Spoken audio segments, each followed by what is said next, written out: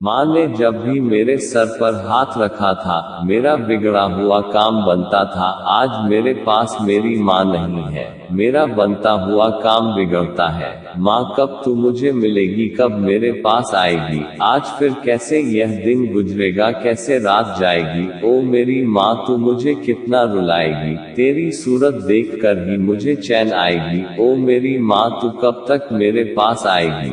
मैं जीते जीते मर रहा हूँ, फिर कब मुझे अपने हाथों से खाना खिलाएगी? तेरे बिना माँ यह दुनिया खाली खाली लगती है। आजा मेरे पास आजा माँ, ना जाने मेरी रूह सी निकली जाती है जब तेरी याद मुझे तड़पाती है। ओ मेरी माँ चैन नहीं मिलता मुझे तेरे बिना इस दुनिया में, तू ही मेरी जिंदगी है, तू ही मेरी रोशनी है। ओ मेरी माँ कब फिर तू मुझे बेटा कहकर बुलाएगी, अपनी बाहों में मुझे ममता का झूला झूलाएगी? ओ मेरी माँ, ओ मेरी माँ। दोस्तों, माँ के लिए यह शायरी आपको पसंद आए हो तो लाइक करना और वीडियो को ज्यादा से ज्यादा शेयर करना और चैनल सब्सक्राइब कर लेना ताकि आने वाली वीडियो का नोटिफिकेशन आपको मिलता रहे। मिलते हैं फिर अगली वीडियो में।